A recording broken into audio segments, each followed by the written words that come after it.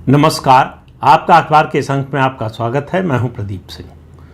Operation सिंदूर शुरू हुआ था किस लक्ष्य को लेकर कि जो आतंकवादियों ने पहलगाम में किया, जो नरसंहार किया धर्म पूछकर 26 हिंदुओं का, उसका जवाब देने के लिए। जो आतंकी शिविर चल रहे हैं, जो आतंक के वहाँ पर मुख्यालय हैं, उनको नष्ट करने के लिए। लेकिन अब ये ऑपरेशन बहुत दूर जा चुका है, इतनी दूर जिसकी हमने शायद इसके शुरू होने से पहले या 10 मई तक भी इसकी कल्पना नहीं की थी।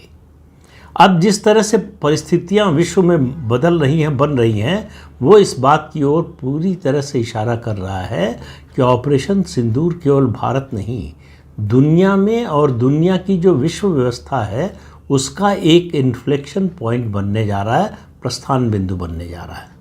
और ये लड़ाई जो आपने देखी अभी 4 दिन की, ये लड़ाई भारत पाकिस्तान की नहीं है। भारत पाकिस्तान और ख़ास तौर से पाकिस्तान की बात करें तो बहुत छोटा मुद्दा रह गया है। भारत के लिए अब पाकिस्तान कोई जो है समस्या नहीं रह गया है। भारत को सिर्फ ये तय करना है कि पाकिस्तान कब तक रहे। जिस दिन तय कर लेगा भारत कि अब पाकिस्तान को नहीं रहना है, उस दिन पाकिस्तान नहीं रहेगा। तो फिर सवाल ये है कि लड़ाई किस लिए है, किस लक्ष्य के लिए है। ये लड़ाई जो हो रही है, आप विश्व समुदाय की प्रतिक्रिया देखिए। ब्रिटेन के पूर्व प्रधानमंत्री जो 1997 से 2007 तक 10 साल ब्रिटेन के प्रधानमंत्री रहे, टोनी ब्लेयर, उन्होंने कहा कि अब जो भारत की स्थिति बन गई है, G20 में जिस तरह से वो मजबूत हुआ है, दुनिया के लिए भारत को साथ लिए बिना चलना संभव नहीं होगा। उन्होंने कहा अब इस बात का कोई मतलब नहीं है कि भारत UN सिक्योरिटी काउंसिल का परमानेंट मेंबर है या नहीं। मतलब UN सिक्योरिटी काउंसिल के परमानेंट मेंबरशिप को भारत ने इर्रेलेवेंट बना दिया है, उसके महत्व को ही ख़त्म कर दिया है। जो 5 देश हैं जिनके पास वीटो है, वो भारत को उसमें एंट्री देने को तैयार नहीं थे। अब भारत ने उसी पूरी संस्था को ही इर्रेलेवेंट बना दिया कि उसका कोई मतलब नहीं है। भारत जो है, भारत की सेना और ख़ास तौर से वायुसेना, हमारी जो इंटेलिजेंस एजेंसीज़ है, हमारी जो एयर स्पेस एजेंसीज़ है, उन्होंने दुनिया को दिखाया कि क्या करने में सक्षम है भारत।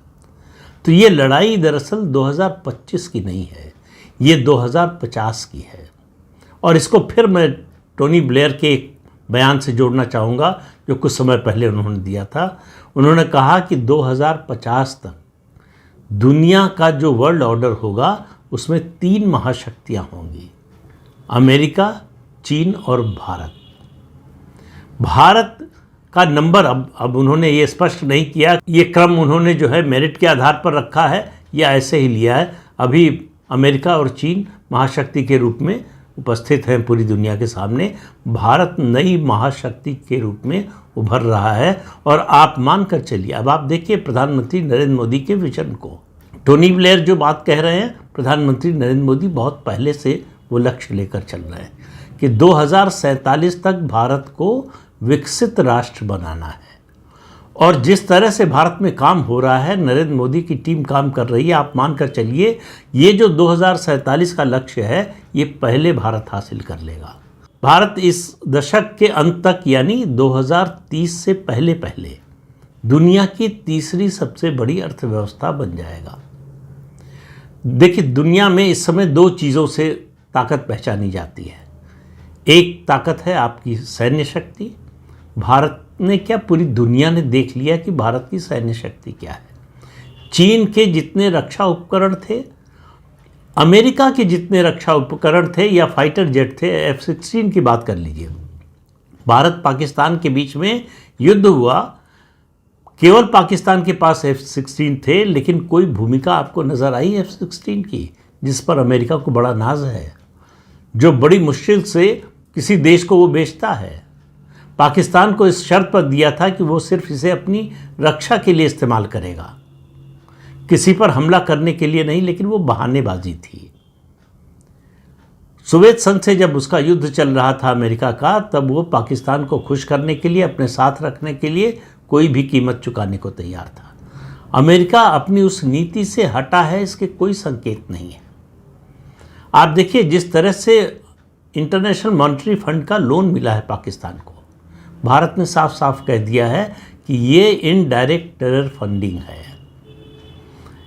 भारत ने कहा कि उस पैसे का इस्तेमाल टेरर इंफ्रास्ट्रक्चर को फिर से बनाने के लिए इस्तेमाल होने लगा है। क्या अमेरिका को ये दिखाई नहीं दे रहा, दुनिया को ये दिखाई नहीं दे रहा? जिन देशों ने आईएमएफ की एग्जीक्यूटिव बोर्ड में बैठकर ये फैसला किया कि ये लोन पाकिस्तान को दिया जाए, उन्होंने पाकिस्तान का ट्रैक रिकॉर्ड भी उनके सामने था कि पाकिस्तान नहीं सुधरने वाला।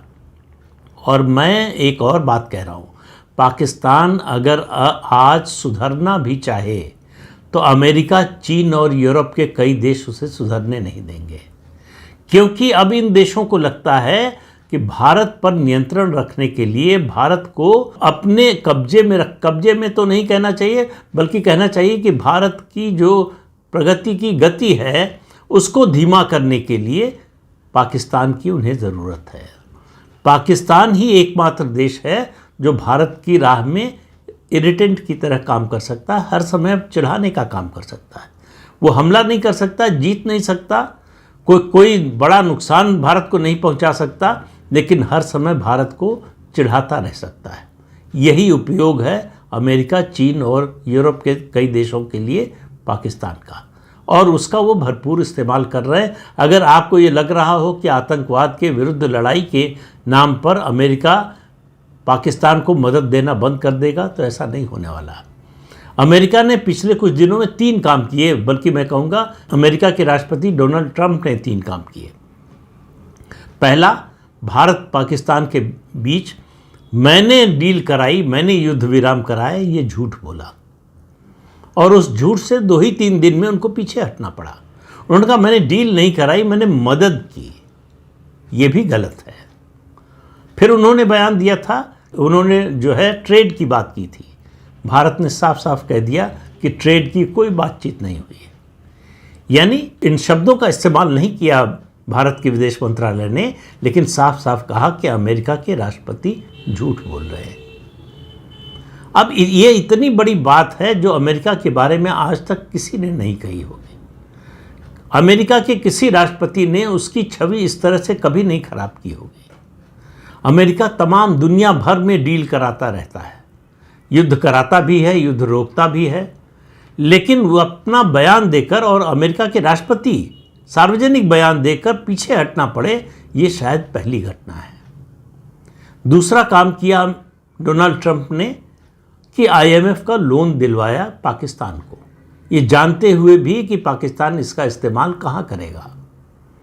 तो अमेरिका को हथियार बेचना भी है और पाकिस्तान को कर्ज दिलाएगा, तभी तो पाकिस्तान हथियार खरीदेगा उसका। तीसरा काम जो किया, एप्पल के चेयरमैन को बुलाकर कहा कि भारत में एप्पल फ़ोन का निर्माण मत करो। एप्पल कंपनी जो एप्पल फ़ोन का निर्माण करती है, वो पहले पूरा निर्माण उसका चीन में होता था, उसने उसको 2 हिस्सों में बांट दिया। अमेरिका में जो एप्पल फ़ोन जाएगा वो भारत में निर्मित होगा, और दुनिया के बाकी हिस्सों में जो एप्पल बेचेगा फ़ोन अपना, वो चीन निर्मित होगा। तो डोनाल्ड ट्रंप ने कहा कि तुम अमेरिका में जो है प्लांट लगाओ, यहाँ मैन्युफैक्चरिंग करो। अब एप्पल को भी मालूम है, किसी बिजनेस हाउस को, किसी कंपनी को मालूम है कि मैन्युफैक्चरिंग अमेरिका में कितनी महंगी होगी।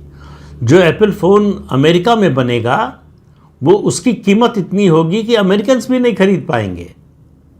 तो कोई कंपनी ऐसी हाराकिरी क्यों करेगी, आत्महत्या करने, अपना बिजनेस ख़त्म करने के लिए क्यों जाएगी। मालूम है कि भारत ने बहुत सारी उसको रियायतें दे रखी हैं एप्पल कंपनी को, और उसके अलावा भारत में मैन्युफैक्चरिंग जो है, ख़ासतौर से लेबर कॉस्ट और दूसरे जो खर्च हैं वो कम है। तो इसमें एप्पल का फ़ायदा है, कोई नुकसान नहीं है। लेकिन अपने देश की कंपनी का फ़ायदा नहीं देख रहे हैं डोनाल्ड ट्रंप। उनको दिख रहा है कि इससे भारत को फ़ायदा हो रहा है, और वो नहीं चाहते कि भारत को फ़ायदा हो। तो डोनाल्ड ट्रंप ने अपना असली रूप दिखा दिया है, जो अमेरिका का कंसिस्टेंट रूप रहा है। लेट 50s से लेकर अभी तक अमेरिका कभी भारत की प्रगति के पक्ष में नहीं रहा है, भारत के मजबूत होने के पक्ष में नहीं रहा है। चाहे वो सैन्य रूप से हो, चाहे तकनीकी के स्तर पर हो, और चाहे फिर वो आर्थिक रूप से हो। और जो CIA के वर्गीकृत डॉक्यूमेंट्स रिलीज़ हुए हैं, उनसे पता चला है कि अमेरिकी एजेंसियों ने ही, उनकी डीप स्टेट ने ही विक्रम साराभाई की हत्या करवाई, और होमी जहांगीर भाभा जो हमारे परमाणु परियोजना के प्रमुख थे, और हमारी जो अंतरिक्ष परियोजना है उसके प्रमुख थे विक्रम साराभाई, स्पेस रिसर्च के। इन दोनों को मरवाने का काम अमेरिकी एजेंसियों ने किया।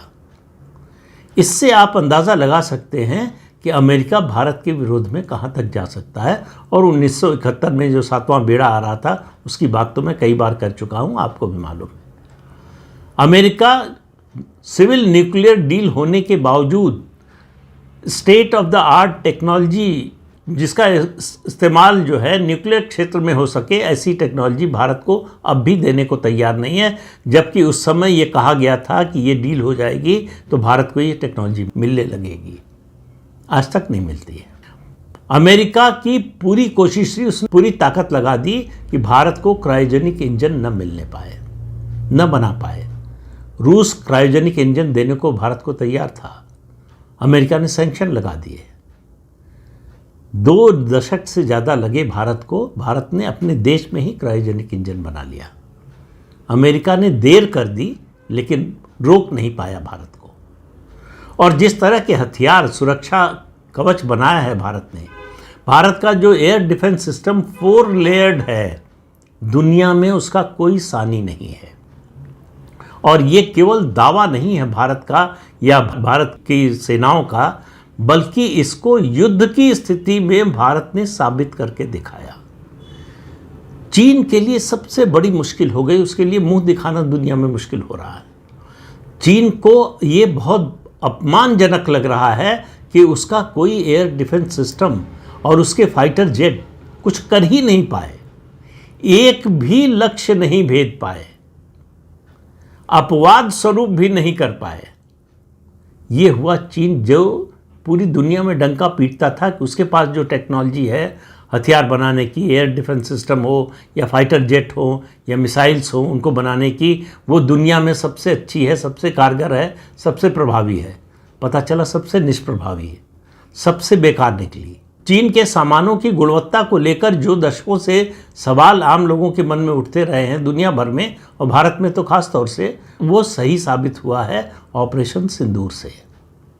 और भारत की जो रक्षा प्रणाली है, हमारे जो हथियार हैं, हमारा जो एयर डिफेंस सिस्टम है या दूसरे उपकरण हैं, उनकी गुणवत्ता पूरी दुनिया ने देख ली। और अभी बहुत कुछ भारत के पास ऐसा है जो उसने दुनिया को दिखाया नहीं है। यहाँ तो कुछ ब्रह्मोस से ही काम हो गया। हमको जो है राफेल को उतने बड़े पैमाने पर इस्तेमाल नहीं करना पड़ा, S-400 को उतने बड़े पैमाने पर इस्तेमाल नहीं करना पड़ा। हमारा जो एयर डिफेंस सिस्टम है आकाश, उसी ने बहुत सारा काम कर दिया।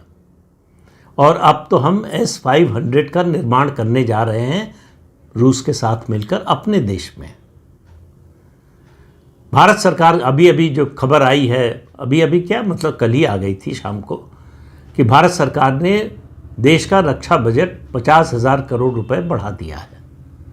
भारत, अब आप मानकर चलिए कि रक्षा क्षेत्र में जो रिसर्च का काम है, रिसर्च के जो प्रोजेक्ट हैं, उन पर खर्च बढ़ाने वाला है। तो भारत ने दुनिया को दिखा दी अपनी क्षमता। भारत ने बता दिया कि 2050 से पहले हम दुनिया की तीसरी महाशक्ति बनने जा रहे हैं।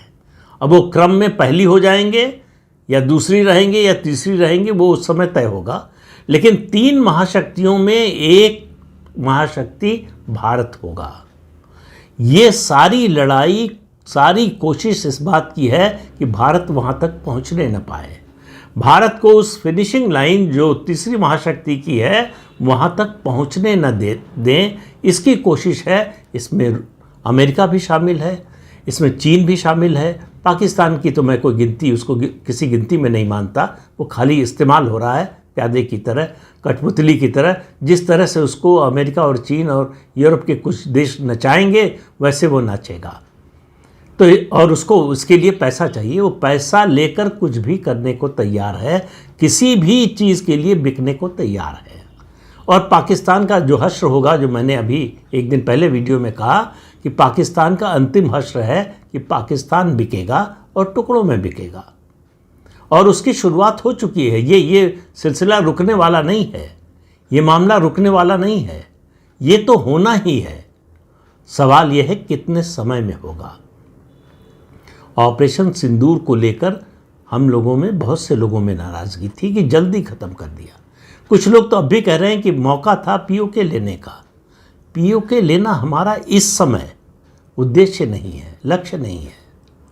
पीओके बहुत छोटी सी चीज़ हो गई है अब। एक समय वो बहुत बड़ी उपलब्धि लगती थी, अब बहुत छोटी चीज़ हो गई है। पीओके जिस दिन भारत तय कर लेगा कि अब हमको लेना है, उस दिन वो उसको जो है 72 से 96 घंटे तक लगेंगे, उससे ज़्यादा नहीं लगने वाले।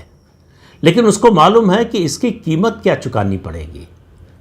अगर ये युद्ध ज़्यादा चलता तो विश्व समुदाय भारत के खिलाफ खड़ा हो सकता था, और इसमें चीन बहुत बड़ी भूमिका निभाता।